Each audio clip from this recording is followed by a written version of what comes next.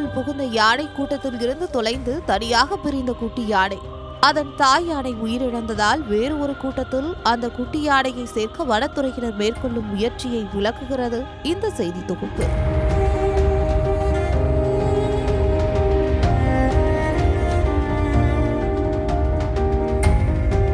கோவை மேற்கு தொடர்ச்சி மலைப்பகுதியை ஒட்டியுள்ள தொண்டாமுத்தூர் தடாகம் மற்றும் மருதமலை வனப்பகுதியில் காட்டு யானைகள் நடமாட்டம் அதிகமாக உள்ளது.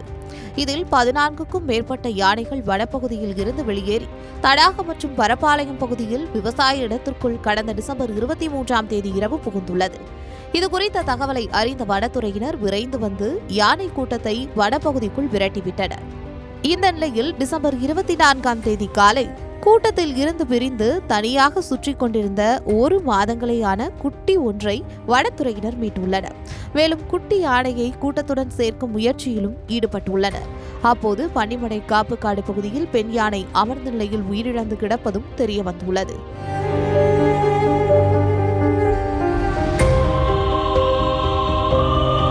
இது பற்றி தகவல் அறிந்த கோவை மண்டல வன பாதுகாவலர் வெங்கடேஷ், மாவட்ட வன அலுவலர் ஜெயராஜ் ஆகியோர் தலைமையில் ஒரு குழு சென்று யானை உயிரிழந்தது குறித்து நேரில் விசாரணை மேற்கொண்டனர்.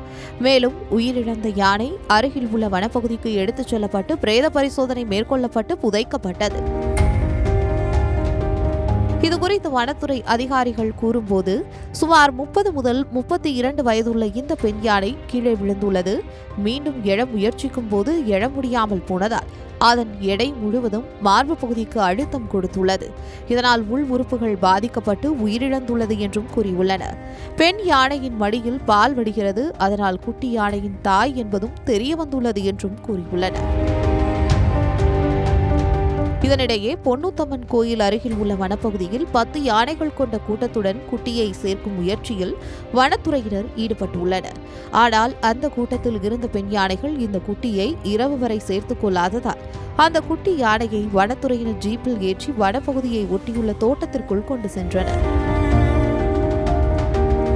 இந்த நிலையில் குட்டி யானையை அருகில் உள்ள மற்ற 2 யானை கூட்டத்துடன் சேர்க்கும் முயற்சியில் ஈடுபட உள்ளதாகவும், நாளை மாலைக்குள் குட்டி யானை அதன் கூட்டத்துடன் சேர்த்து விடுவோம் என்றும் வனத்துறையினர் நம்பிக்கை தெரிவித்துள்ளனர்.